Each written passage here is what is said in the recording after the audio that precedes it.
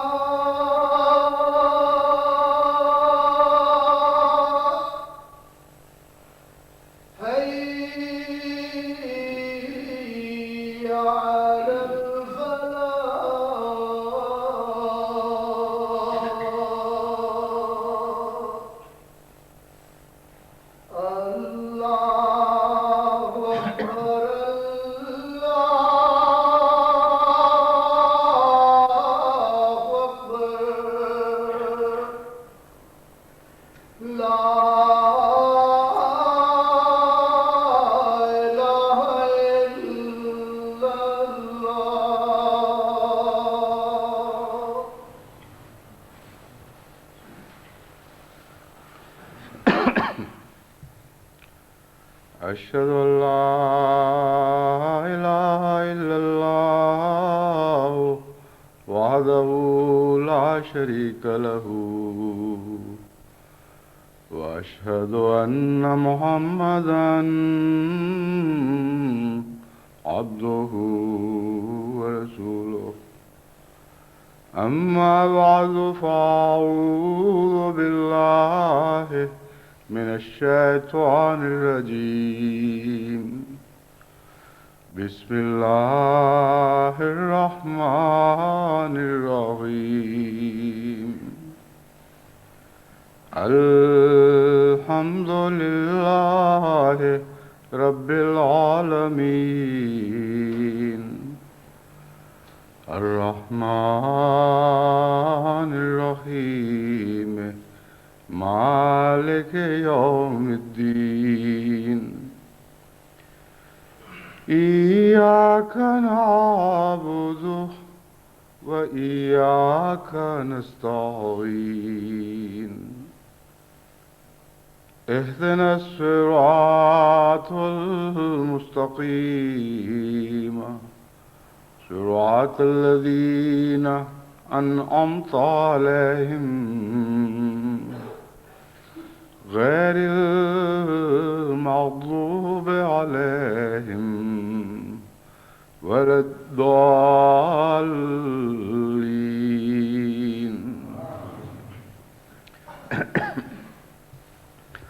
گزشتہ ایک لمبے عرصے سے جو تقریباً 6 ماہ پہ پھیلا پڑا ہے، نماز کے موضوع پر خطبات کا سلسلہ جاری تھا۔ یہ سلسلہ بند ہونے کے بعد کل میں سوچ رہا تھا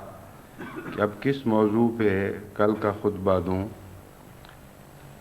اس قسم کا کچھ خلا محسوس ہوا، جیسے اچانک چلتے چلتے رہٹ کھڑا ہو جائے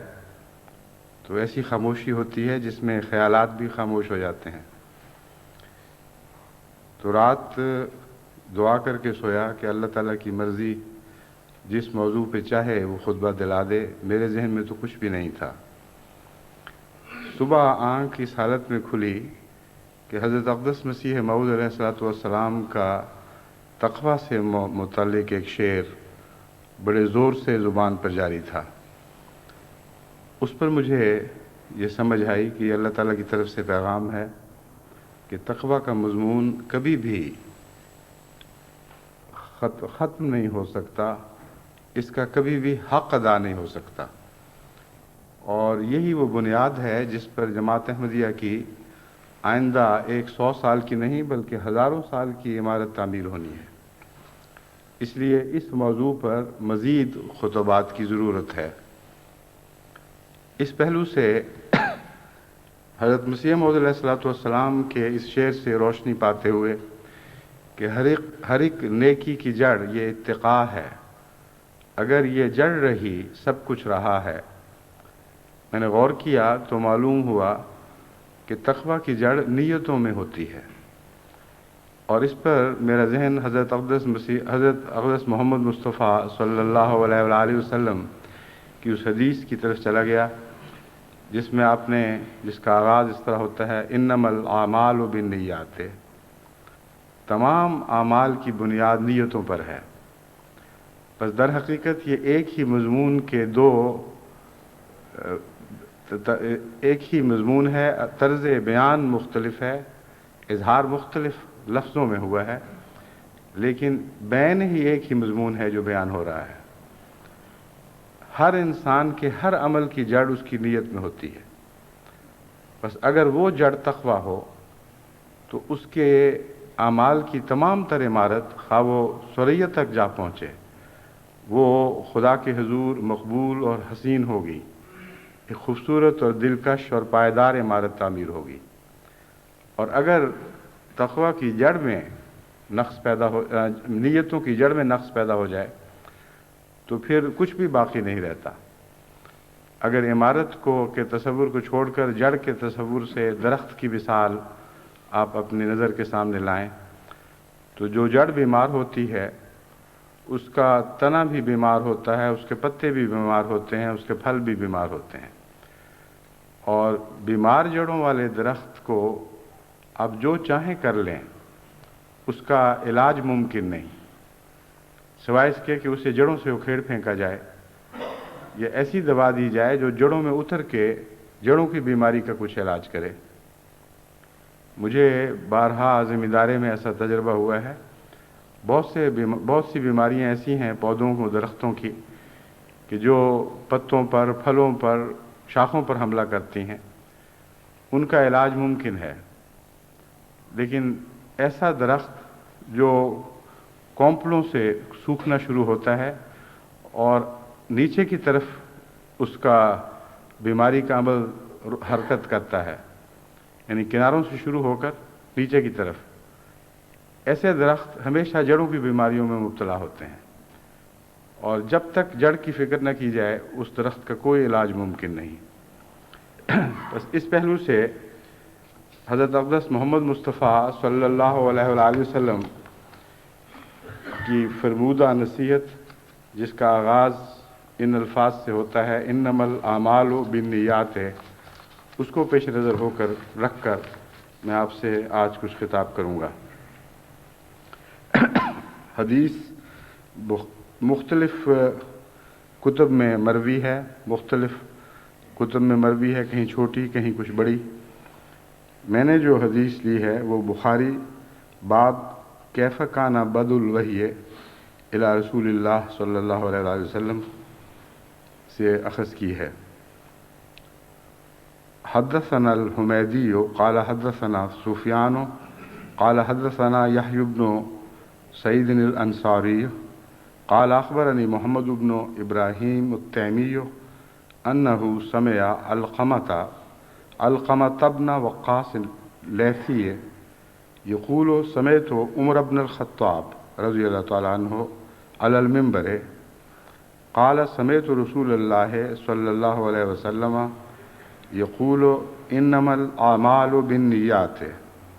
وإنما لكل امرئ ما نوى فمن كانت هجرته إلى الله ورسوله فهجرته إلى الله ورسوله ومن كانت هجرته للدنيا يصيبها أو امرأة ينكحها فهجرته إلى ما هاجر إليه۔ اس کا ترجمہ یہ ہے کہ حضرت عمر رضی اللہ تعالیٰ عنہ بیان فرماتے ہیں، یعنی تمام روایت جو تھی اس کا سلسلہ چھوڑتے ہوئے اصل متن مضمون کا ترجمہ آخری راوی سے بیان کر رہا ہوں، کیونکہ یہ روایت حضرت عمر رضی اللہ تعالیٰ عنہ نے منبر پر عام خطاب میں بیان فرمائی۔ بس آپ کی روایت یہ ہے کہ میں نے حضرت صلی اللہ علیہ وسلم کو یہ فرماتے سنا، سب اعمال کا دار و مدار نیتوں پر ہوتا ہے اور ہر انسان کو اس کی نیت کے مطابق ہی بدلہ دیا جاتا ہے۔ بس جس شخص نے اللہ تعالیٰ اور اس کے رسول کی خاطر ہجرت کی اور ان کی خوشنودی کو لیے اپنے وطن اور خواہشات کو ترک کر دیا، اس کی ہجرت اللہ تعالیٰ اور اس کے رسول ہی کی طرف ہوگی۔ لیکن جس نے دنیا حاصل کرنے یا کسی عورت سے نکاح کرنے کی خاطر ہجرت کی تو اس کی ہجرت کی غرض خدا تعالیٰ کے نزدیک بھی وہی قرار پائے گی جو اس کی اپنی نیت ہے، اور اسے ثواب میں سے کوئی حصہ نہیں ملے گا، یعنی اپنی نیت کا پھل جیسی بھی وہ نیت ہے اس کے مطابق اس کو ملے گا۔ اس حدیث کا اطلاق ساری زندگی، انسان کی ساری زندگی پر، اس کے تمام خیالات پر اور اس کے تمام اعمال پر ہوتا ہے۔ بہت ہی وسیع مضمون سے تعلق رکھنے والی حدیث ہے، اور انسانی نفسیات کا اگر تجزیہ کیا جائے تو یہ وہ انسانی نفسیات کی جڑ ہے جس کو اگر پکڑ لیں تو ہر انسانی نفسیات کی الجھن اس سے حل ہو سکتی ہے۔ اور در حقیقت سائیکارٹسٹ اسی جڑ کی تلاش میں سائیکارٹری سے متعلق محنت اور جد و جہد کرتے ہیں، اور مختلف مریضوں سے سوالات کرتے کرتے بالآخر ان کی تلاش، جڑ کی تلاش ہوتی ہے کہ یہ شخص کیسے بیمار ہوا تھا، آغاز کیسے ہوا تھا، وہ پہلا فطور دماغ میں کیسے پڑا تھا جس کے نتیجے میں یہ اتنی پیچیدہ بیماری لاحق ہوئی، اور آخری نقطہ جو بیماری کے آغاز کا ہے وہ نیت کے آغاز کا نقطہ ہوا کرتا ہے، اس سے آگے پھر سارا سلسلہ شروع ہوتا ہے۔ بس انسانی زندگی بہت ہی کمپلیکس زندگی ہے، بہت ہی الجھی ہوئی اور پیچیدہ زندگی ہے، اور اگر آپ بیرون سے انسانی خیالات کا تجزیہ کرنے کی کوشش کریں تو بہت ہی مشکل کام ہے، اور کسی شخص کی نیت تک پہنچنا باہر سے اگر ممکن بھی ہو تو اس کا اس حد تک جواز نہیں ہے کہ کوئی انسان اپنے تجزیے کو کسی دوسرے پر ٹھونس سکے۔ بس اس مضمون پر غور کرتے ہوئے یہ نقطہ سمجھ آتا ہے کہ یہ سفر ہر شخص کو خود اختیار کرنا ہوگا۔ اپنی نیتوں کا خدا کے بعد سب سے زیادہ انسان خود واقف ہوتا ہے۔ جب وہ غیروں کے سامنے اپنے ارادے بیان کرتا ہے تو ہمیشہ پیچ و خم کے ساتھ بیان کرتا ہے، ہمیشہ ان کو خوبصورت لباس میں ڈھانپ کر پیش کرتا ہے۔ شاذ ہی کوئی ایسا انسان ہو جو اپنے ارادوں کو منوان اسی طرح کسی کے سامنے رکھ دے، ورنہ یہ انسانی فطرت ہے کہ اپنی نیت کو چھپاتا ہے۔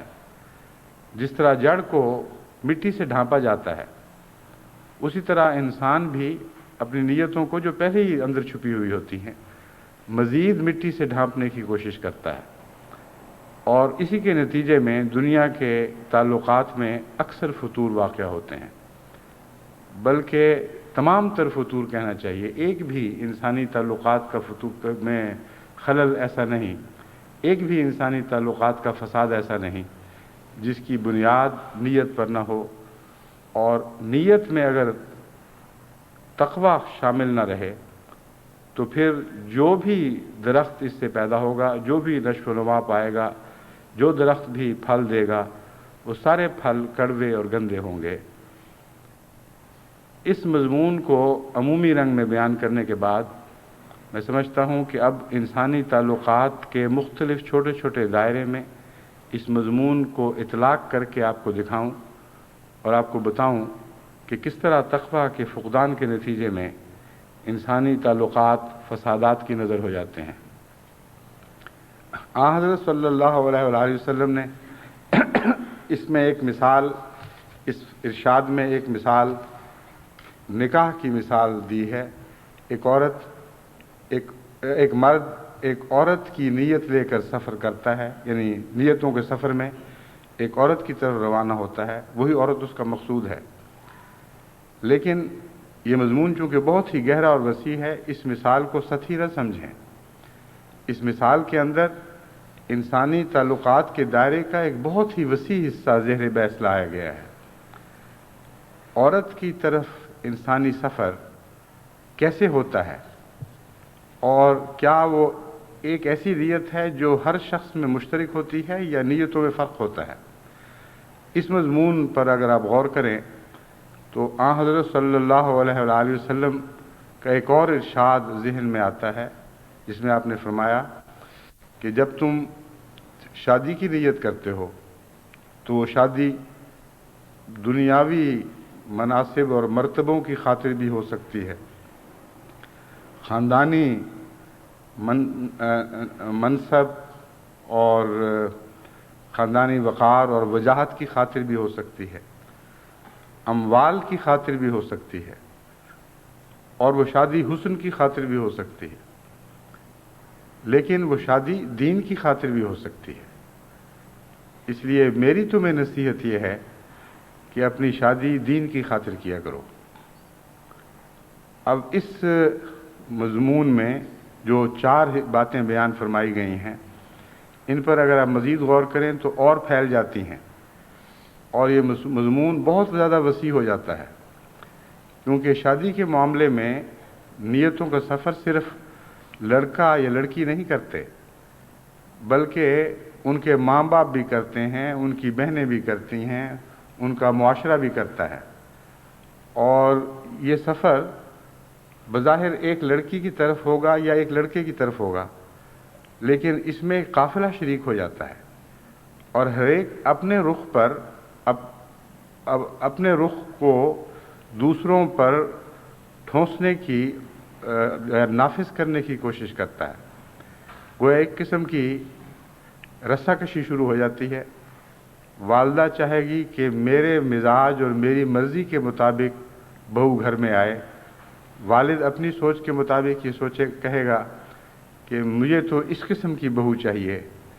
بہنیں بھائی کے لیے اپنا ایک تصور جمائے ہوئے ہوں گی، اور بھائی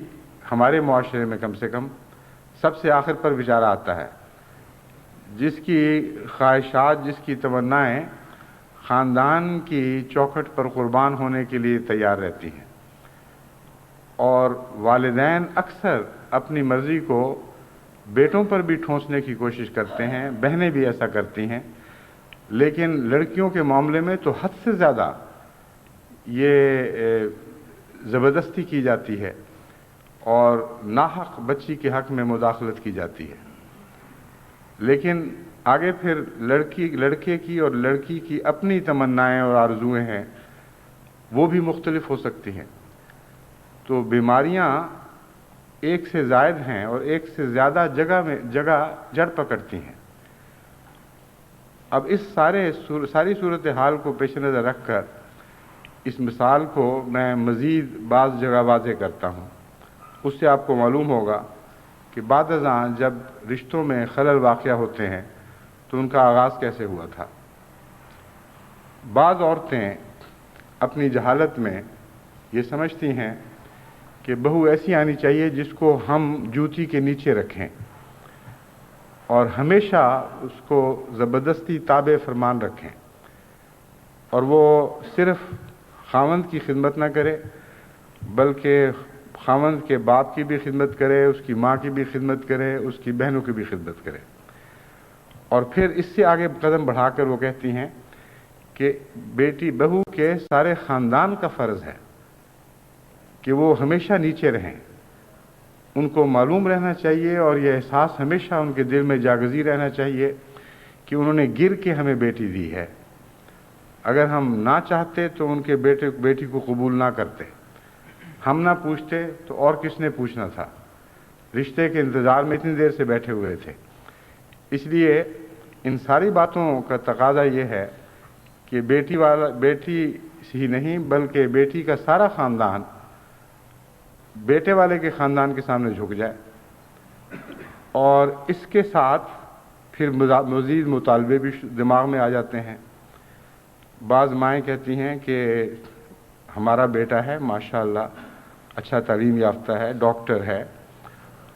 اس کو بیٹی ایسی ملنی چاہیے جو اس کی ڈاکٹری تعلیم کا کچھ مزید انتظام کرے، یورپ کے سفر کا انتظام کرے، امریکہ کے سفر کا انتظام کرے، اور خواہ اس کے ماں باپ اپنی جائیداد بیچیں، اپنے زیور بیچیں، اپنے داماد کے لیے کہ مستقبل کو روشن تر کرنے کے لیے وہ اپنے گھروں کے دیے بجھا دیں، لیکن ان کا فرض ہے کہ وہ ایسا ضرور کریں۔ پھر بعض ساسیں یہ تصور جمائے رکھتی ہیں کہ ان کی بہو ایسی آئے جو دولت سے گھر بھر دے، ایک کار بھی لے کے آئے، ایک فریج بھی لے کے آئے، جوڑے لائے اپنی ساس کے لیے بھی، اپنی نندوں کے لیے بھی، ان کے رشتہ داروں کے لیے بھی، اور ہم بتا تو سکیں کسی کو کہ کس قسم کی بہو ہمارے گھر آ رہی ہے۔ اس قسم کی جاہل عورتیں ہیں جو اس دنیا میں بھی نہ صرف اپنی نسل کے لیے بلکہ آئندہ نسلوں کے لیے جہنم پیدا کرنے کی ذمہ دار ہوتی ہیں، اور یہی وہ جاہل عورتیں ہیں جو اپنی نسل کو خود جہنم میں جھونکتی ہیں۔ وہ مائیں جن کے متعلق حضرت صلی اللہ علیہ وآلہ وسلم نے فرمایا کہ ان کے پاؤں تلے جنت ہے، وہ یہ مائیں نہیں، یہ وہ مائیں ہیں جو ایسی بد نصیب ہیں کہ جن کے متعلق حضرت صلی اللہ علیہ وآلہ وسلم نے جنت کی خوشخبری یا جنت کی تمنا کی، لیکن اس کے باوجود ان کی بدبختی ان کے پاؤں تلے سے ان کی اولاد کے لیے جہنم پیدا کرنے کا موجب بن گئی اور سارے معاشرے کو دکھوں سے بھر دیا۔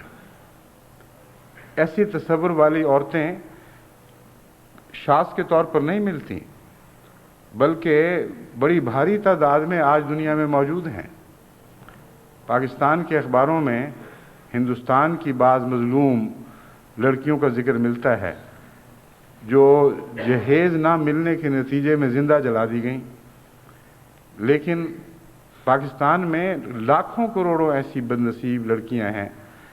جو زندہ جلا نہیں دی جاتی تو زندہ درگور کر دی جاتی ہیں، ان کی ساری زندگی جہنم بن جاتی ہے، اور ان کے والدین کی بھی۔ تو نیتوں سے دیکھیں کس قدر بڑے فساد واقع ہوتے ہیں، اور یہ فسادات پھر آگے بہت سے فسادات پر منتج ہوتے ہیں۔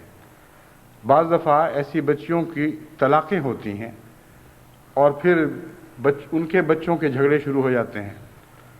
اور پھر مقدمہ بازیاں ہوتی ہیں، احمدی معاشرے میں ہوتے نہیں مگر غیر احمدی معاشرے میں قتل و غارت تک بات پہنچتی ہے، اور مسلسل گھر برباد ہو رہے ہیں، اور مسلسل گھر اس بربادی میں ایک دوسرے پر سبقت لے جانے کی کوشش کرتے ہیں، اور سفر اس جہنم کا نیت سے شروع ہوا تھا، اور نیتوں کی اینٹوں سے یہ سڑک تعمیر ہوئی، اسی پر چلتے ہوئے یہ خاندان کے خاندان اور ان کی نسلیں جہنم وارد ہونے کا سفر اختیار کرتی ہیں اور کسی کو ہوش نہیں آتی۔ پس نیت کا فطور ہے جو سب سے زیادہ خطرناک چیز ہے۔ اس نیت کو تقویٰ سے آپ بھر دیں تو یہی زندگی جنت بن جاتی ہے۔ اس کے برعکس بعض مائیں ایسی ہوتی ہیں جیسا کہ حضرت صلی اللہ علیہ وسلم نے فرمایا، وہ اپنی بیٹی کے لیے، اپنی بہو کے لیے نیک گن چاہتی ہیں۔ نیک گن سے مراد ہے نیک اخلاق، دیندار، شریف الطبع۔ اور میں جانتا ہوں بہت سی ایسی مائیں ہیں جو پیغام بھیجتی ہیں کہ ہمیں آپ کی کوئی چیز نہیں چاہیے، ہمیں آپ کی بیٹی سے پیار ہے، بہت نیک فطرت ہے، سعید فطرت ہے، اچھی ہے، ہمارے بیٹے کے لیے بھی اچھی ہوگی، اپنی اولاد کے لیے بھی اچھی ہوگی، اس لیے آپ جس طرح چاہیں اس بیٹی کو رخصت کر دیں، ہمیں اور کسی چیز میں کوئی دلچسپی نہیں۔ اور پھر اس بیٹی کو بڑی چاہت کے ساتھ گھر میں لاتے ہیں، چاہت کے ساتھ رکھتے ہیں، اس سے ایسا حسن سلوک کرتے ہیں کہ وہ بیٹی ان پر فدا ہونے لگتی ہے۔ بہت سے ایسے واقعات میرے علم میں ہیں، ایسی ساسیں جن کی بہویں ان کو دعائیں دیتی ہیں اور ان کا گھر خدا کے فضل سے جنت نشان بن جاتا ہے۔ ایسی ایک نیک خاتون ابھی کچھ عرصہ پہلے لاہور میں فوت ہوئیں، ہمارے منیر جاوید صاحب جو جلسہ سالانہ میں بڑی اچھی آواز میں نظم پڑھا کرتے تھے، ان کی والدہ ہیں۔ ان کی بہو کئی مہینے کے بعد مجھے ملنے آئی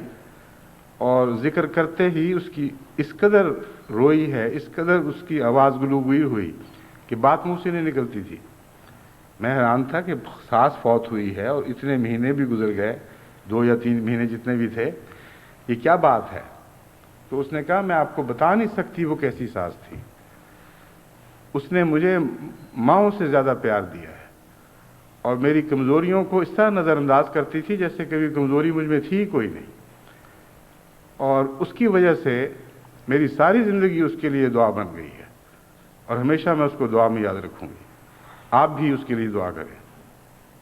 ایسی ساسیں خدا کے فضل سے اور بھی دنیا میں ہیں، اور سب سے زیادہ خوشی مجھے اس وقت ہوتی ہے جب کوئی بہو ملاقات کے دوران اپنی ساس کا ذکر کرتی ہے تو محبت سے اس کی آنکھوں میں آنسو آ جاتے ہیں۔ ایسے بہت سے واقعات ہیں۔ ایک جرمنی کے ملاقاتوں کے درمیان بھی ایک بہو ملی، وہ اس سے میں نے پوچھا کیا حال ہے تمہاری ساس کا؟ اس کی آنکھوں میں سے آنسو آ گئے۔ زندہ ساس ہے، اس کی وفات کا صدمہ نہیں تھا بلکہ محبت کی وجہ سے۔ اس نے کہا آپ اندازہ نہیں کر سکتے کہ کیسی احسان کرنے والی ساس ہے، کس طرح اس نے مجھے پیار دیا ہے، اسی کی برکت ہے کہ ہمارا گھر جنت بن گیا ہے۔ ایسی ساسیں یقیناً وہ مائیں ہیں جن کے متعلق حضرت محمد مصطفیٰ صلی اللہ علیہ وآلہ وسلم نے خبر دی کہ ان کے پاؤں کے نیچے جنت ہے۔ بس ایک عورت کی نیتوں کا سفر آپ دیکھیں، اس کا پہلا قدم فیصلہ کرتا ہے کہ میں نے اور میری اولاد نے جہنم کی طرف جانا ہے یا جنت کی طرف جانا ہے۔ کتنا گہرا ارشاد نبوی ہے، حکمتوں کے سمندر کو ایک کوزے میں بند فرما دیا ہے، ساری انسانی زندگی کے تمام نفسیاتی مسائل کو حل فرما دیا جب فرمایا انما الاعمال بالنیات۔ یاد رکھنا تمہارے اعمال تمہاری نیتوں سے تشکیل پائیں گے۔ اگر تمہاری نیتیں جنت نشان ہوں گی تو تمہارے اعمال جنت نشان بنیں گے، اگر تمہاری نیتوں میں جہنم کی آگ ہوگی تو تمہارے اعمال بھی وہ ایک آگ کی بھٹی بن جائیں گے، جو ان میں پڑے گا وہ بھی جہنم میں مبتلا ہوگا، اور جن کے وہ اعمال ہوں گے وہ بھی اسی بھٹی میں جلیں گے۔ بس نیتوں میں فطور نہ ہونے دیں، اور اسی سے ہمارے معاشرے کو جنت میں تبدیل کیا جا سکتا ہے۔ پھر اسی طرح والدین ہیں، معنی والد ہے، اس کی نیتوں کا بھی بہت حد تک دخل ہوتا ہے۔ بعض والد چاہتے ہیں کہ ایسا رشتہ ملے جس کے نتیجے میں بیٹے کو نوکریاں اچھی مل جائیں، خاندانی تعلقات حسب نسب کے ایسے ہوں کہ اس کے نتیجے میں عزت اور مرتبہ بلند ہو، ایسا رشتہ ملے جس کے نتیجے میں اس کو جرمنی یا انگلستان یا امریکہ میں رہائش نصیب ہو جائے۔ غرضی کے کئی قسم کے نیتوں کے فطور ہیں جو لے کر وہ اپنے خاندان پر اثر انداز ہوتے ہیں۔ اسی طرح بہنیں ہیں خامن کی، یعنی نندیں، وہ بھی اپنا ایک تصور جمائے رکھتی ہیں، اور عموماً عورتوں کے تصور میں آنے والی پر حکومت کا تصور شامل رہتا ہے۔ پھر اس کے برعکس بھی صورت ہے، بعض بہوؤں کو رخصت کرنے سے، بعض بیٹیوں کو رخصت کرنے سے پہلے ان کی مائیں، ان کی بہنیں، ان کے عزیز ان کے کان میں کئی قسم کی باتیں پھونکتے ہیں، ان سے کہتے ہیں دب کے نہیں رہنا، خبردار ہے، ایک کوئی بات کرے تو 10 جواب دو، ایسی تیسی، کوئی تمہارے کپڑے دوپٹے پہ ہاتھ ڈالے تو اس کی چوٹی پہ ہاتھ ڈال دو، اور اس طرح دبکے سے رہو کہ شروع سے ہی سارا خاندان تمہارے نیچے لگ جائے۔ اور پھر مسلسل کانفرنسز ہوتی ہیں بیٹیوں کو سمجھانے کے لیے، بیٹیوں کو گھر بلایا جاتا ہے اور ان کو سمجھایا جاتا ہے کہ دیکھو تمہاری ساس نے یہ بات کی، تمہاری نند نے یہ بات کی، ایسا فساد ڈالو کہ خاوند ان کی گتیں پکڑ پکڑ کے ان کو گھروں سے نکالے، اور یاد یہ دیکھو کہ خاوند کہیں اپنے ماں باپ پر، اپنے بھائیوں پر، اپنے عزیزوں پر خرچ تو نہیں کر رہا، اگر وہ کر رہا ہے تو اس کے ہاتھ روکو، یہ تمہاری اولاد کا حق ہے جو وہ دوسروں کو دے رہا ہے۔ غرضی کے کئی قسم کی کانفرنسیں ہو رہی ہوتی ہیں اور وہ یہ نہیں سمجھ رہے ہوتے کہ وہ بیٹی کے لیے جنت نہیں بلکہ جہنم بنا رہے ہیں۔ بس قصور محض ایک طرف کا نہیں، قصور بعض دفعہ دونوں طرف کا، بعض دفعہ ایک طرف کا، لیکن ہر دفعہ قصور نیت کا قصور ہوتا ہے، اور نیتوں کے فطور جو ہے وہ دنیا میں یا جنت بن کر نکلتا ہے یا جہنم بن کر نکلتا ہے۔ بس اپنے معاملات کو طے کرنے میں، دینی رشتے بیاہ شادی کے معاملات کو طے کرنے میں سب سے پہلے اپنی نیتوں کا محاسبہ کرنا چاہیے۔ تبھی قرآن کریم کی ایک آیت جس میں اس مضمون کو بیان فرمایا گیا ہے، حضرت اقدس محمد مصطفیٰ صلی اللہ علیہ وآلہ وسلم نے نکاح کے موقع پر تلاوت کے لیے چنی، اور وہ 3 آیات جو نکاح کے موقع پر تلاوت فرمایا کرتے تھے ان میں ایک یہ آیت بھی داخل ہے، یا ایھا الذین آمنوا اتقوا اللہ وقولوا قولا سدیدا یصلح لکم اعمالکم ویغفر لکم ذنوبکم ومن یطع اللہ ورسولہ فقد فاز فوزا عظیما یا ایھا الناس اتقوا ربکم یا ایھا الذین آمنوا اتقوا اللہ، اے وہ لوگو جو ایمان لائے ہو اللہ کا تقوی اختیار کرو، وقولوا قولا سدیدا، اور سیدھی بات کہو۔ یہاں سچی بات کا لفظ کا محاورہ استعمال نہیں ہوا بلکہ سیدھی بات کا محاورہ استعمال ہوا ہے، اور اس پر جہاں تک میں نے غور کیا ہے، سوائے اس کے کچھ سمجھ نہیں آتی کہ جو نیت میں ہے وہ بات بتایا کرو، اس پر پردے ڈھانپ کر بات نہ کیا کرو۔ 2 قسم کے قول ہوتے ہیں، ایک ہے قول پیچ والا، اس میں بعض دفعہ جھوٹ نہ بھی بولا جائے تو پیچ ڈال کر بات کی جاتی ہے، اگلے کو کچھ سمجھ نہیں آتی، تو یہ نہیں فرمایا کہ سچ بولو، کیونکہ سچ بھی بعض دفعہ ایسا بولا جاتا ہے جس کے نتیجے میں مخاطب صحیح بات کو سمجھ نہیں سکتا، اور جنگ کے موقع پر اسی قسم کا سچ ہے جسے آن حضرت صلی اللہ علیہ وآلہ وسلم نے خدا قرار دیا، یعنی اگر وہ جھوٹ ہوتا تو ہرگز انبیاء اس طرز عمل سے کام نہ لیتے، رہتا سچ ہے مگر جنگ کے دوران جائز ہو جاتا ہے، اور اس تھوڑے سے بھیس بدلے ہوئے سچ کا نام خدا ہے تو سچ، مگر اس نے لباس ایسا اوڑھ لیا ہے کہ جس کے نتیجے میں دوسرے شخص کو غلط خبر ملتی ہے، اور اس میں کہنے والے کا قصور نہیں بلکہ اس کی ذہانت کو داد ملتی ہے۔ ایک موقع پر حضرت اقدس محمد مصطفیٰ صلی اللہ علیہ وآلہ وسلم جب غزوے پر تشریف لے جا رہے تھے، غزوے کی حالت میں تھے، یعنی ایک غزوے کے لیے دشمن سے مٹ بھیڑ کے لیے تشریف لے جا رہے تھے، تو رستے میں ایک ایسا شخص آپ کو ملا جو ایک ایسے قبیلے سے تعلق رکھتا تھا جس کے متعلق خطرہ تھا کہ اگر وہ آپ کی منزل کا رخ بھانپ گیا تو دشمن کو مطلع کر دے گا، اور اس کے نتیجے میں جو سرپرائز کا ایلیمنٹ ہوتا ہے جنگ میں، یعنی تعجب کے نتیجے میں دشمن کو زیر کرنا، وہ ہاتھ سے جاتا رہے گا۔ تو اس پر حضرت اقدس محمد رسول اللہ صلی اللہ علیہ وآلہ وسلم نے، جو سب سچوں سے بڑھ کر سچ بولنے والے اور سب سچوں کے سردار تھے، آپ نے اس شخص کو مخاطب کر کے ایک جگہ کا رستہ پوچھا۔ اس جگہ جانا نہیں تھا، نہ یہ فرمایا کہ ہم وہاں جانا چاہتے ہیں، بلکہ انسان کسی جگہ کا رستہ پوچھ لے، اس میں کوئی جھوٹ نہیں۔ اس جگہ کا رستہ پوچھا اور آگے گزر گئے۔ جب بعد میں صحابہ نے پتہ کیا کہ یہ کیا بات تھی، تو آپ نے فرمایا کہ میں نے تو ایک جگہ کا رستہ پوچھا ہے، اب اس کا اندازہ ہے، وہ چاہے تو یہ اندازہ لگا لے کہ ہم ادھر جانا چاہتے ہیں، اور پھر فتنہ پیدا کرنے کی خاطر دشمن کو بے شک اس کی اطلاع کر دے، ہمیں اس سے کوئی غرض نہیں۔ تو ذہانت بعض دفعہ سچائی پر ایک لباس اڑا دیتی ہے، اور جنگ کے دوران یہ نہ صرف جائز بلکہ ضروری ہو جاتا ہے، اور اسے خدا کہا جاتا ہے۔ مگر عام بیاہ شادی کے تعلقات میں خدا تعالیٰ اس کو بھی پسند نہیں فرماتا، بلکہ سختی سے اسے منع فرماتا ہے۔ اور یہ وہ آیت ہے جس نے اس مضمون کو آپ کے سامنے کھول کر رکھا کہ یا ایھا الناس یا ایھا الذین آمنوا اتقوا اللہ وقولوا قولا سدیدا، اے مومنو، تم بیاہ شادی کے لیے ایک دوسرے کی طرف روانہ ہو رہے ہو، رشتے ڈھونڈ رہے ہو، رشتے طے کر رہے ہو، ایک بات یاد رکھنا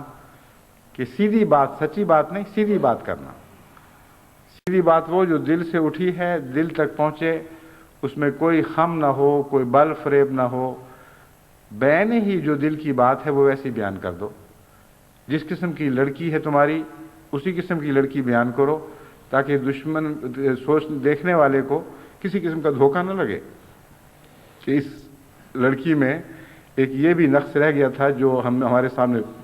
پیش نہیں کیا گیا۔ یہی حال لڑکوں کا ہوتا ہے۔ اس ضمن میں نیتوں کے فطور کا ایک اور بھی تماشا ہے جو اکثر دیکھنے میں آتا ہے۔ دونوں طرف کے لوگ اس نیت سے جاتے ہیں کہ دوسرے کی کرید کریں، اور دونوں طرف کے لوگ اس نیت سے جاتے ہیں کہ اپنی کرید نہ ہونے دیں۔ اب یہ قول سدید تو درکنار ٹیڑھے پن کی بدترین صورت ہے۔ لڑکے والے کی رشتہ دار، مائیں بہنیں وغیرہ اس نیت سے سفر کرتی ہیں کہ کس لڑکی کے اندر کوئی پرانی مرض بھی ہو، کبھی پیدا ہوئی ہو، کبھی بچپن میں آنکھوں کا ٹیر ہوا ہو یا کوئی ایسی بات ہو، تو وہ بھی ہمارے علم میں آ جائے اور اس کو ہم سنبھال کر رکھیں، جب چاہیں ان کو تانا دے سکیں۔ اور اپنی طرف کا جہاں تک تعلق ہے، اس میں ہر بات پر پردہ ڈالا ہوا ہوتا ہے، اور اس طرح ایک دوسرے کے ساتھ معاملات طے کیے جاتے ہیں، نہ ادھر قول سدید نہ ادھر قول سدید۔ اس کے نتیجے میں کیا ہوگا؟ قرآن کریم نے اس مضمون کو یوں کھولا، قولوا قولا سدیدا یصلح لکم اعمالکم، تم سیدھی بات کرو گے تو اصلاح کی، اعمال کی اصلاح ہوگی، ورنہ اعمال کی اصلاح نہیں ہو سکتی، ورنہ فساد بڑھتا چلا جائے گا۔ پس اگر کچھ کمزوریاں بھی ہوں دونوں طرف، اگر بات سیدھی کہی جائے اور صاف اور کھلی بات کہی جائے، تو ان کمزوریوں کے دور ہونے کے امکانات پیدا ہو جاتے ہیں اور اصلاح کے امکانات پیدا ہو جاتے ہیں۔ اگر کمزوریوں پر پردہ ڈال دیا جائے اور قول سدید سے کام نہ لیا جائے تو اصلاح کا کوئی سوال پیدا نہیں ہوتا۔ اس کی وجہ یہ ہے کہ اصلاح تو شروع ہوتی ہے اعتراف کے ساتھ۔ ایک انسان اپنے کسی نقص کا اعتراف کرتا ہے، دیکھتا ہے کہ اس میں وہ کمزوری ہے، اس کے نتیجے میں اس کے نفس کے اندر ایک شرمندگی کا احساس پیدا ہوتا ہے۔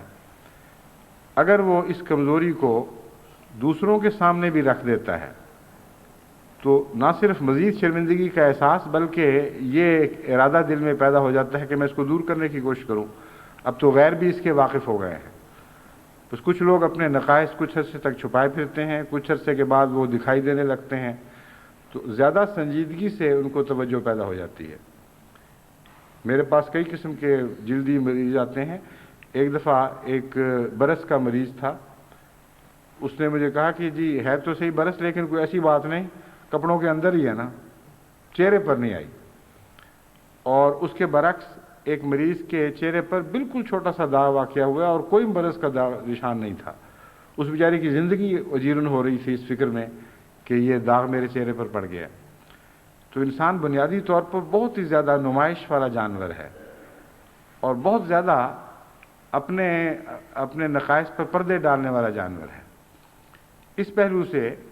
اگر وہ چھپا لیتا ہے اپنی کمزوریوں کو یا سمجھتا ہے کہ چھپی ہوئی ہیں تو اسے اصلاح کی طرف کوئی توجہ نہیں ہوگی۔ جیسا کہ میں نے مریض کا بتایا ہے، میں اس کے لیے دوائی تجویز کر رہا تھا، اس نے کہا جی کوئی نہیں فرق پڑتا، یہ جسم کے کپڑوں کے نیچے ہی ہے، کوئی نہیں فرق پڑتا۔ ہاں اگر چہرے پر ایک چھوٹا سا داغ بھی آ جاتا تو وہ کئی ڈاکٹروں کے گھر پھرتا اور دیکھتا کہ شاید کہیں سے کوئی علاج مل جائے۔ تو اس لیے اصلاح کے لیے اپنی بیماری کا احساس، اور یہ احساس بھی ضروری ہے کہ اب یہ اس بیماری کا دوسروں کو بھی پتہ لگ رہا ہے یا پتہ لگنے والا ہے، اور یہ واقعہ بیاہ شادی کے وقت ضرور ہوتا ہے۔ اگر کوئی انسان تقوی سے کام لینے والا ہو، اس کی نیت میں یہ بات داخل ہو کہ وہ 3 آیات جو اس نکاح کے موقع پر پڑھی گئی تھیں میں ان کا حق ادا کروں گا، ورنہ گویا وہ میرے نکاح پر پڑھی نہیں گئیں۔ اگر ان آیات کو سننے کے بعد ان کا حق ہی ادا نہیں کیا تو کسی کی بلا سے، چاہے اس کے نکاح پر پڑھی گئی ہوں یا کسی اور کے نکاح پر پڑھی گئی ہوں، اس کے نکاح سے تو ان آیات کا تعلق باقی نہیں رہے گا۔ اور یہ وہ آیت ہے مرکزی جس کا ہر شخص کے نکاح سے گہرا تعلق ہے اور اس کی آئندہ زندگی سے گہرا تعلق ہے۔ بس قول سدید سے کام لینے والوں کے لیے پہلی منزل بہت مشکل ہے۔ بیاہ کی میں دلچسپی رکھنے والے ماں باپ جن کی بیٹیاں بڑی ہو رہی ہوں، وہ جانتے ہیں کہ کتنا مشکل کام ہے جب دیکھنے والا آتا ہے اور مختلف حالات کا جائزہ لیتا ہے، اس وقت یہ ساتھ بتا دینا کہ جی میری بیٹی کو یہ بیماری بھی ہے۔ کتنے ماں باپ ہیں جن میں یہ ہمت ہے؟ بس وہ یہ بہت ہی تلخ قدم ہے جو ان کو اٹھانا پڑتا ہے، لیکن متقی ضرور اٹھائے گا، اور جو تقوی کی بنا پر یہ قدم اٹھاتا ہے خدا اس کا خود کفیل ہو جایا کرتا ہے۔ اس بات کو لوگ بھلا دیتے ہیں۔ نتیجتاً پہلا قدم تلخ تو نہیں اٹھاتے، مگر اس کے بعد زندگی کے ہر قدم کو تلخ بنا دیتے ہیں۔ اس بیٹی کا ہر سفر پھر مصیبتوں اور اذیتوں کا سفر بن جاتا ہے۔ بار بار اس کو ہر طرف سے تانے ملتے ہیں کہ تم وہی ہو جس کے یہ پڑتی ہیں، یہ دورے پڑتے ہیں، تمہیں اس قسم کی بیماریاں ہیں، تم تو دھوکے کے ساتھ ہمارے گھر پہ پھینک دی گئی ہو، ہم تو تمہارے منہ کی طرف بھی نہ کبھی دیکھتے اگر ہمیں یہ پتا ہوتا کہ تم اس بیماری میں مبتلا ہو۔ لیکن جو شخص خدا پر توکل کرتے ہوئے، یہ جانتے ہوئے کہ اللہ تعالیٰ کی نصیحت ہے کہ شادی بیاہ کے موقع پر خصوصیت کے ساتھ قول سدید سے کام لینا ہے، قول سدید سے کام لینے کی نیت کر لیتا ہے، اس کے ساتھ خدا کا وعدہ ہے یصلح لکم اعمالکم۔ یصلح لکم اعمالکم میں بیماریوں کو بھی داخل کرتا ہوں، کیونکہ خدا کی خاطر نیک نیتی کے ساتھ قول سدید سے کام لیا گیا ہے، وہاں ایک مریضہ کی بیماری بھی اس میں داخل ہو گئی ہے، ایک مریض کی بیماری بھی اس میں داخل ہو گئی ہے۔ تو میرے نزدیک تو یہ اصلاح کا وعدہ صرف ظاہری اعمال سے نہیں بلکہ بیماریوں اور ہر قسم کے اور عوارض سے بھی ہے۔ بس میں سب احمدی گھرانوں کو نصیحت کرتا ہوں کہ شادی کے وقت وہ ہرگز اس لالچ میں کہ کہیں یہ دیکھنے والا بھاگ نہ جائے، اپنی بیٹی یا اپنے بیٹے کے عیوب کو چھپائیں نہیں، بلکہ خود بتائیں کہ یہ کمزوریاں ہیں۔ اس کے بعد اگر کوئی قبول کرتا ہے تو بسم اللہ، اور اس کے بعد قبول کرنے والا پھر خود کم سے کم اتنی عقل تو رکھتا ہوگا کہ اس چیز پر کسی کو طعنہ نہ دے۔ عام طور پر جو بیماریاں اور تکلیفیں جاننے کے بعد پھر جو قبول کرتے ہیں وہ بڑے حوصلے والے لوگ ہوتے ہیں، اور خدا کے فضل کے ساتھ ان کو حسن سلوک کی بھی توفیق ملتی ہے۔ چنانچہ ایسے بھی لوگ میرے علم میں ہیں جنہوں نے بیماریاں دیکھیں، ان کو پتہ تھا کہ بہو جو گھر میں آنے والی ہے وہ کس کس عارضے میں مبتلا رہی ہے یا مبتلا ہے، اس کے باوجود مجھ سے خود بعضوں نے ذکر کیا کہ ہماری بیٹیاں نہیں بیمار ہوتی، کہ اللہ کی مرضی ہے، جس کو چاہے بیمار دے، جس کو چاہے بیمار بنا دے، جس کو چاہے شفا عطا کرے، تو بچی اچھی ہے، نیک فطرت ہے، ہمیں منظور ہے۔ اور حیران ہو جاتا ہے آدمی کہ خدا کے فضل سے ایسے نیک خدا تعالیٰ کے ایسے نیک اور پارسا بندے بھی موجود ہیں جو تقوی کی بنا پر بیاہ شادی کے فیصلے کرتے ہیں۔ پھر جہاں تک دلہا اور دلہن کی نیتوں کا تعلق ہے، اس میں بھی بہت سے فطور واقع ہو جاتے ہیں، بہت سی ایسی نیتیں ہیں جو پاک اور شفاف رہتی ہیں۔ بعض دلہا شکلوں کے پیچھے مرتے پھرتے ہیں کہ شکل ہوئی تو ہم ٹھیک ہے، ہماری زندگی جنت بنے گی، حالانکہ ان کو پتہ نہیں کہ شکلیں تو صرف لباس ہیں۔ بعض لباسوں میں نہایت منحوس لوگ قید ہوئے ہوتے ہیں، بعض خوبصورت شکلوں کے اندر ڈائنیں بستی ہیں، اور اس کے برعکس بعض بدزیب پنجروں میں بند بڑے بڑے خوبصورت پرندے دیکھے گئے۔ تو حقیقت میں دین ہی ہے جس کو فیصلے میں سب سے زیادہ اہمیت دینی چاہیے، اور حضرت اقدس محمد مصطفیٰ صلی اللہ علیہ وآلہ وسلم نے لفظ دین رکھا ہے جو ایک بہت وسیع لفظ ہے۔ دین میں صرف مذہب شامل نہیں بلکہ مزاج، عادات وغیرہ، طرز زندگی، وہ سب کچھ دین کے اندر داخل ہو جاتی ہے۔ بس کفر ڈھونڈنا چاہیے ایسا جس میں ایک اچھے مزاج کی نیک فطرت، پاک فطرت عورت ہو، یا اسی طرح خامند میں بجائے اس کے کہ دنیا کی وجاہتیں تلاش کی جائیں،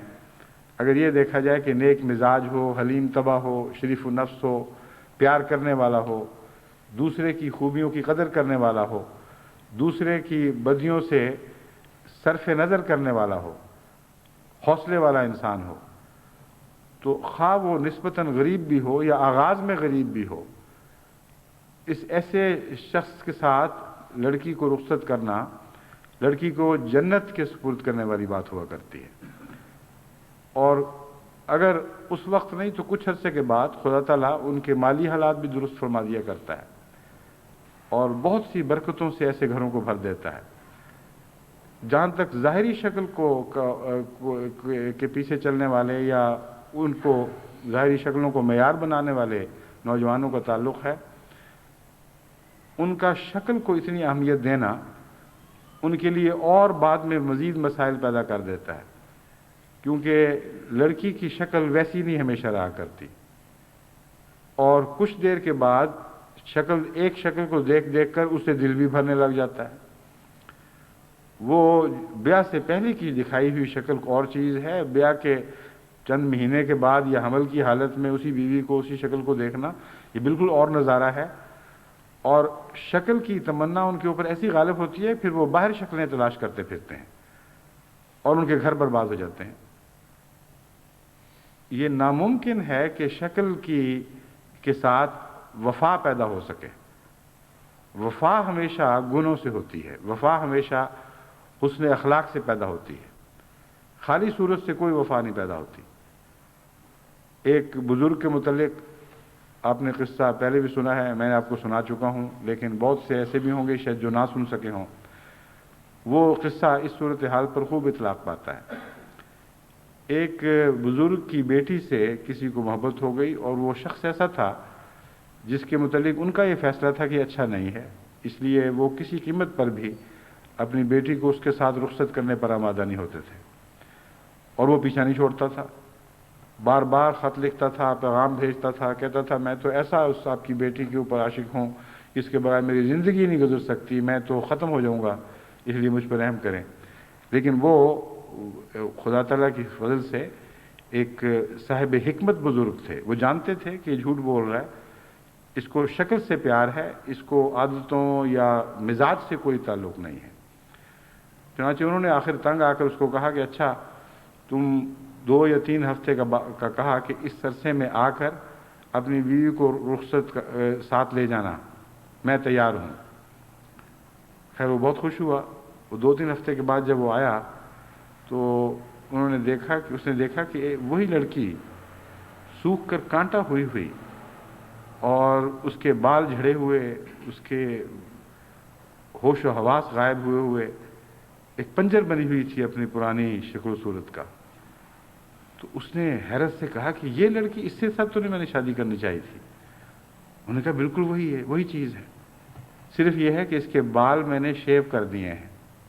اور اتروا دیے ہیں، اس لیے گنجا سر تمہیں نظر آ رہا ہے، اور اس کو میں نے اتنے لمبے عرصے تک جلاب دیے ہیں تاکہ اس کا بدن گھل جائے، لیکن بال بھی محفوظ رکھے ہوئے ہیں، جلاب میں جو کچھ نکلا وہ بھی محفوظ رکھا ہے، اس کی بالٹیاں بھی تیار ہیں۔ یہی سب کچھ ہے جس سے تمہیں محبت تھی، اس میں کوئی چیز میں نے کم نہیں کی، بس یہ بالٹیاں اٹھاؤ، یہ بال اٹھاؤ اور یہ لڑکی لو اور اپنے گھر روانہ ہو۔ تب اس کی آنکھیں کھلیں کہ یہ عارضی دنیا کے حسن کی محبت کیا حقیقت رکھتی ہے۔ اس بزرگ نے تو عملاً یہ ذریعہ اختیار کیا اس پر یہ ثابت کرنے کا کہ ظاہری حسن پر تمہیں اگر محبت ہے تو تم اگر قسمیں کھا کر بھی کہو کہ تم وفا کرو گے، تو ہم جانتے ہیں کہ تم کرو بھی تو حسن وفا نہیں کرے گا۔ جس سے تمہیں پیار ہے اگر اس میں ہی وفا نہ ہو تو کیسے تمہارا تعلق ہمیشہ قائم رہ سکتا ہے؟ لیکن امر واقعہ یہ ہے کہ خدا تعالیٰ کی تقدیر کئی رنگ میں ظاہر ہوتی رہتی ہے، کئی حادثے ہو جاتے ہیں، کئی طرح سے شکلیں ظاہر ہو جاتی ہیں، یا بعض شکلیں ایسی ہوتی ہیں جو جوانی میں خوبصورت لگتی ہیں لیکن عمر کے ساتھ ساتھ وہ زیادہ بھیانک ہونے لگتی ہیں، بھیانک ہونے لگ جاتی ہیں۔ بعض جسم ایسے ہوتے ہیں جو کنوارپن میں خوبصورت دکھائی دیتے ہیں مگر شادی کے بعد وہ بگڑنے شروع ہو جاتے ہیں، اور بعض خاندانی مزاج ہیں جو ان باتوں کو طے کرتے ہیں۔ تو شکل اور جسم کو خدا بنا لینا بیاہ شادی کے موقع پر اور یہ سمجھنا کہ اس کے بغیر گزارا نہیں، بالکل جھوٹ ہے۔ ایسے خدا ہمیشہ ان عبادت کرنے والوں سے بے وفائی کرتے ہیں، لیکن جو لوگ دین کو اپناتے ہیں، خدا کی خاطر حسن خلق کی تلاش میں رہتے ہیں، نیکیوں کی تلاش میں رہتے ہیں۔ نیکیوں کے متعلق قرآن کریم نے فرمایا الصالحات الباقیات، کہ نیکی کی تعریف میں ہمیشہ رہنا شامل ہے، وہ کم ہونے کی بجائے بڑھتی ہے۔ اور حسن خلق اگر وہ سچا ہو اور خدا تعالیٰ کی محبت میں اس کی بنیاد ہو تو ایسا حسن خلق جامد نہیں ہوا کرتا بلکہ ہمیشہ ترقی کرتا رہتا ہے۔ یہی وجہ ہے کہ حضرت صلی اللہ علیہ وآلہ وسلم کو مخاطب کر کے فرمایا گیا وَلَلْآخِرَةُ خَيْرٌ لَكَ مِنَ الْأُولَىٰ، تیرا کوئی دن بھی ایسا نہیں جو تجھے حسین تر نہ بنا رہا ہو۔ لوگ بڑھاپے کی طرف حرکت کرتے ہیں تو جسم اپنے سارے حسن کھو بیٹھتا ہے بالآخر، یہاں تک کہ دماغی نشو و نما بھی چلتے چلتے رک جاتی ہے اور پھر روح انحطاط ہو جایا کرتی ہے، ارذل العمر تک بھی لوگ پہنچ جاتے ہیں۔ لیکن حسن خلق اور نیکی کا حسن ایسا ہے جو نہ صرف جوان رہتا ہے بلکہ اس کی جوانی میں ہمیشہ نئے رنگ بھرتے رہتے ہیں، پہلے سے زیادہ دلکش ہوتا چلا جاتا ہے۔ تو اسی لیے حضرت محمد مصطفیٰ صلی اللہ علیہ وآلہ وسلم نے یہ نصیحت فرمائی کہ ساری باتیں تمہارے سامنے خوبصورت لباس اوڑھ کر آئیں گی کہ ہمیں چن لو، کوئی کبھی تمہیں حسب نسب دکھائی دے گا کہ ہاں حسب نسب ہو تو پھر رشتے اچھے ہوں گے، اور کبھی تمہیں مال دکھائی دے گا کہ ہاں مال ہو تو پھر رشتے اچھے ہوں گے، کبھی بڑے مرتبے اور نوکریاں دکھائی دیں گی، کبھی حسن تمہارے سامنے اپنا جلوہ دکھائے گا اور تمہاری آنکھوں کو خیرہ کرے گا، مگر یہ ساری چیزیں عارضی اور فانی اور بے حقیقت ہیں۔ جو چیز باقی رہنے والی ہے وہ دین ہے، حسن خلق ہے، حسن سیرت ہے۔ اگر اس کو تم اپناؤ گے تو تمہاری شادیاں کبھی ناکام نہیں ہوں گی، لیکن جو ان کو اپنایا اب ان کو بہتر سمجھتے ہیں ان کی ناکام نہیں ہوتی۔ اس کا تعلق نیت سے ہے۔ ایک ہی شخص اگر اپنی نیت میں دین کو داخل کرتا ہو اور دین کو اہمیت دیتا ہو تو اس کا رشتہ ہمیشہ بہتر ہوتا چلا جائے گا۔ یعنی بیاہ شادی کے بعد، نکاح کے بعد، رخصتانے کے بعد، بچوں کے بعد جسم انحطاط بھی کر رہے ہوں گے، لیکن جس کی نیت میں یہ داخل ہو کہ مجھے حسن فطرت چاہیے، اس کو اللہ تعالیٰ یہ توفیق عطا فرمائے گا کہ وہ اپنی بیوی سے محبت میں بڑھتا رہے گا اور بیوی اس کی محبت میں بڑھتی رہے گی، کیونکہ حسن فطرت ترقی کیا کرتا ہے، حسن خلق ترقی کیا کرتا ہے۔ وہ حسن فطرت اور وہ حسن خلق جس کی بنیاد خدا کی محبت میں ہو وہ ہمیشہ ترقی پذیر رہتے ہیں۔ لیکن جس کی نیت میں شروع سے ہی مال ہو یا اور باتیں ہوں، اس کے لیے یہ دین بجائے خوشی پیدا کرنے کے مصیبت بن جائے گا، اس کے لیے ایک سہانے روح ہو جائے گا، اور اس کو دین کوئی فائدہ نہیں دے گا۔ اس لیے دین فی ذات ہی خواہ کتنا اچھا ہی کیوں نہ ہو، جب تک چاہنے والے کی نیت میں دین نہ ہو، اس وقت تک باہر سے ملا ہوا دین اس کو کوئی فائدہ نہیں دیا کرتا۔ بس آخری تان پھر اسی بات پر ٹوٹتی ہے کہ انما الاعمال بالنیات ہے، جو باہر سے چیز نظر آ رہی ہے اس کی خواہ کوئی بھی اہمیت ہو، عقلاً آپ ثابت کر دیں کہ فلاں چیز بہتر ہے، جب تک سفر کرنے والی کی نیت میں وہ چیز داخل نہ ہو، اس کا مطلوب نہ بنی ہو، اس وقت تک اس کو کوئی فائدہ نہیں دے گا۔ چنانچہ بعض عورتیں ایسی ہیں بیچاریاں بہت ہی خوبیوں کی مالک، لیکن ساری زندگی یوں محسوس کرتی ہیں کہ وہ ایک لالہ صحرا ہیں، صحرا میں کھلنے والا لالے کا پھول ہیں جس کو کسی نے دیکھا ہی نہیں۔ خامند موجود ہے، بہو ساس موجود ہے، دوسرا گھر بھرا پڑا ہے، لیکن اس کی خوبیوں کے اوپر نظر ہی کوئی نہیں، گویا وہ موجود ہی نہیں ہے، اور سخت محرومی کا شکار رہتی ہے۔ اسی طرح بعض مرد ہیں بیچارے، وہ بڑی خوبیوں کے مالک ہوتے ہیں، لیکن جس گھر میں شادی کرتے ہیں وہ دنیا دار ہے، ان کے نزدیک ان چیزوں کی اہمیت ہی کوئی نہیں ہے کہ کوئی دیندار ہے، کوئی نیک فطرت ہے، کوئی قدر شناس ہے۔ وہ یہ دیکھتے ہیں کہ یہ دنیاوی لحاظ سے چالاک ہے کہ نہیں،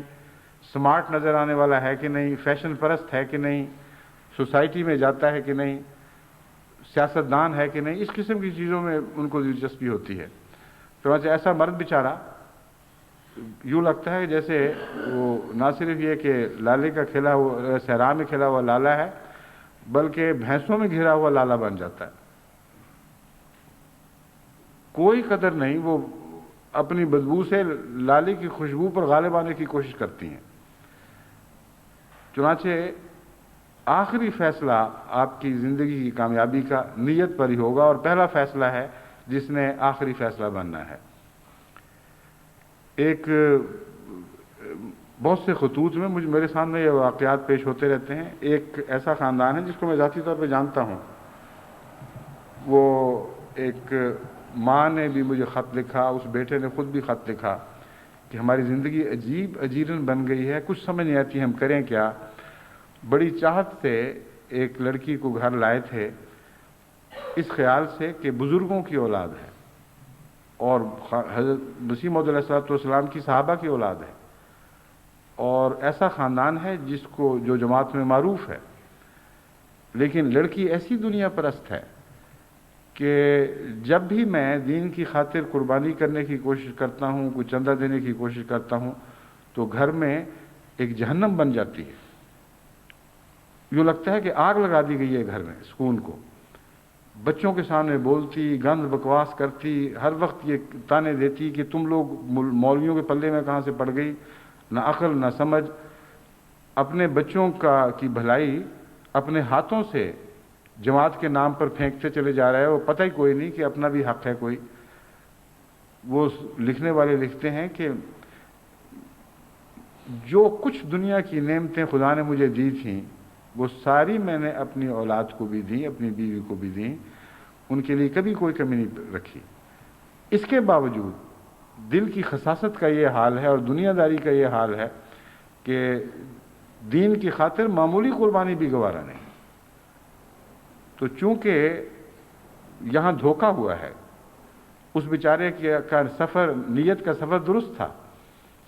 لیکن اس کے باوجود چونکہ ایک انسانی فیصلہ غلط بھی ہو سکتا ہے، کچھ چھپانے والے چھپا لیتے ہیں،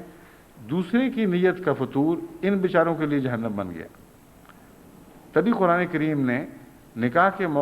قرآن کریم کی وہ آیات جو نکاح کے موقع پر تلاوت کی جاتی ہیں، وہاں تقوی کی تکرار پائی جاتی ہے کہ ایک کا تقوی کافی نہیں ہوگا، تم دونوں کے لیے ضروری ہے کہ تقوی اختیار کرو،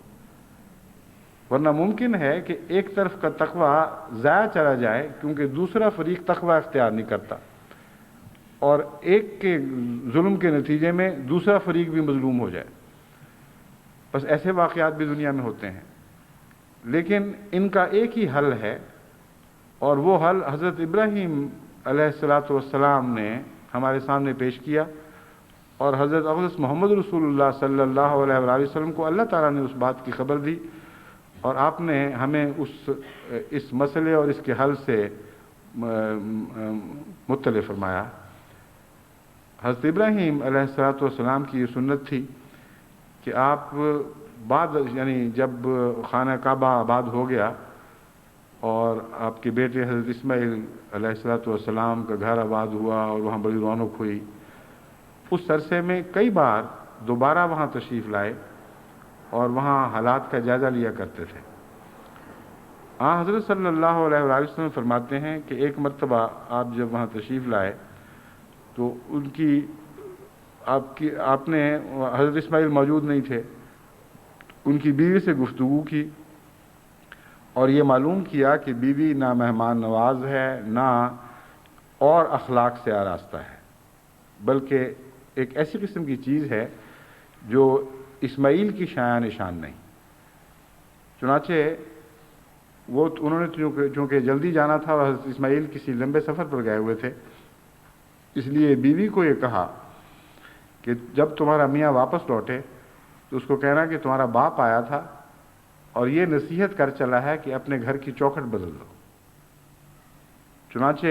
جب حضرت اسماعیل نے یہ بات سنی تو فوراً اس بیوی کو طلاق دی اور کہا کہ میرے باپ نے جو نصیحت کی ہے برحق ہے،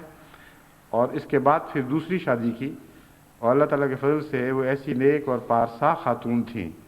کہ اس کے نتیجے میں حضرت اقدس محمد مصطفیٰ صلی اللہ علیہ وآلہ وسلم بھی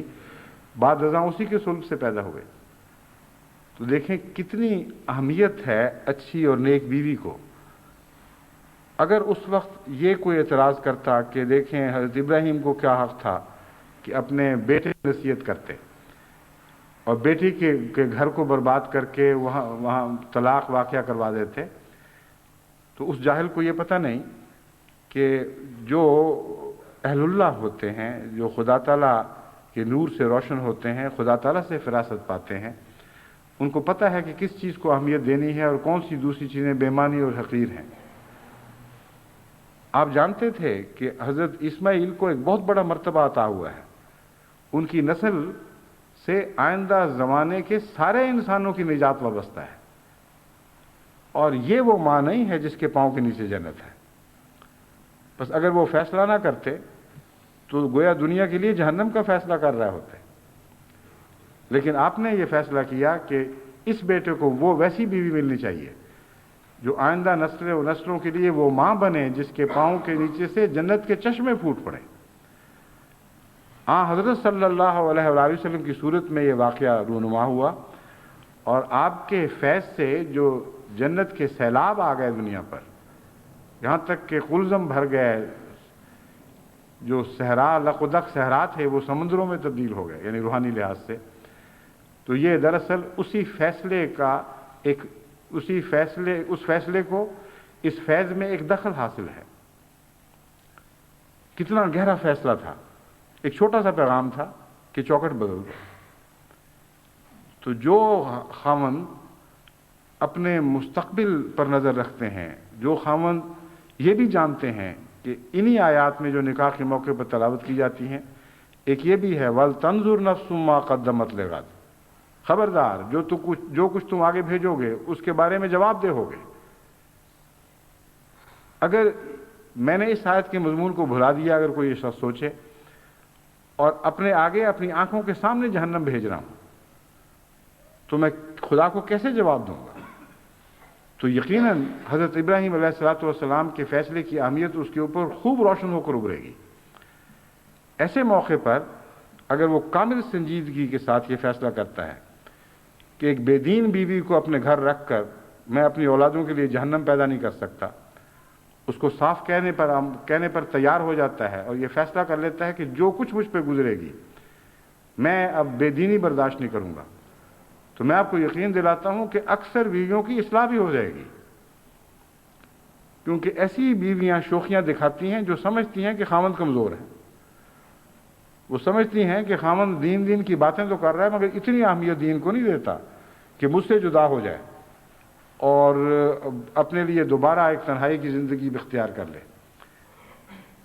لیکن عزم کی بات ہے،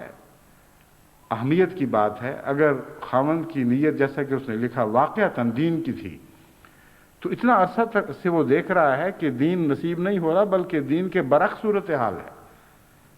تو پھر وہ خود قصوروار ہے. اس کا مطلب ہے اس کی نیت میں اگر ایک خیال شامل تو تھا دین کا، مگر محض ایک سرسری خیال تھا،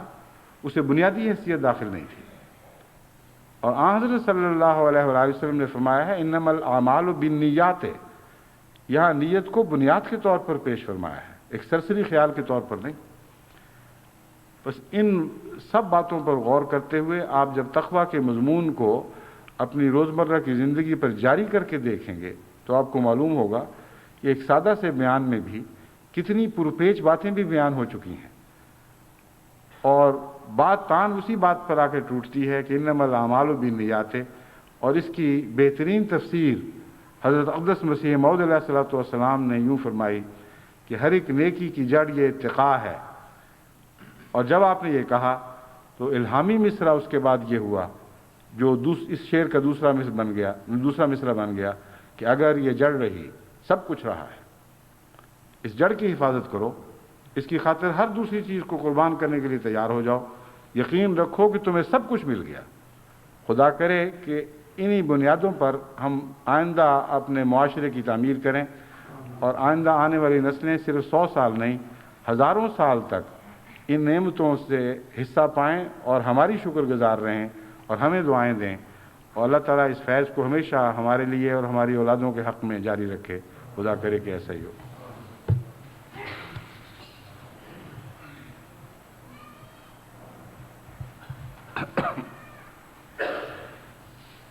جیسا کہ اعلان کیا جا چکا ہوگا، جلسے کے مہمانوں کی کثرت کی وجہ سے یہاں چونکہ ظہر کے وقت بہت زیادہ لوگ باہر سے آتے تھے اور ان کے لیے عصر تک ٹھہرنا بہتوں کے لیے ممکن نہیں تھا، اس لیے نمازیں جمع کی جاتی رہیں. لیکن اب چونکہ مہمانوں کی تعداد میں کمی آ چکی ہے اور دوسرے لمبا عرصہ تک ظہر عصر کی نمازیں جمع کرنے پر دل میں ویسے بھی بوجھ پڑتا ہے کیونکہ دن لمبے ہیں، اس لیے کل سے انشاءاللہ تعالی نمازیں ظہر اور عصر کی نمازیں اپنے اپنے وقت پر ادا ہوں گی. ظہر کی نماز 2 بجے اور عصر کی نماز 5 بجے ادا ہوگی.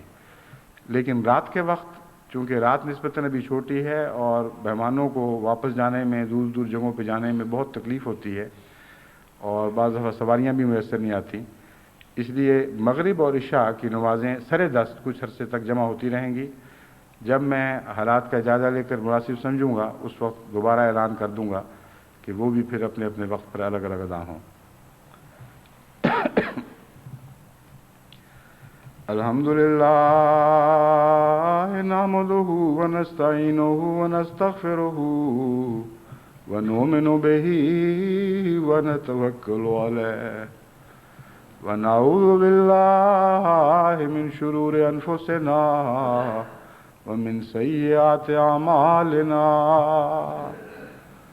من یهده اللہ فلا مضل له ومن يضلله فلا هادي له ونشهد أن لا إله إلا الله وحده لا شريك له ونشهد أن محمدا عبده ورسوله. عباد الله رحمكم الله إن الله يأمر بالعدل والإحسان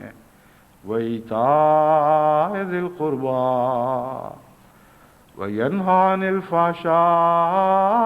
والمنكر والبغي يعظكم لعلكم تذكرون. اذكروا الله يذكركم وادعوه يستجب لكم ولذكر الله أكبر.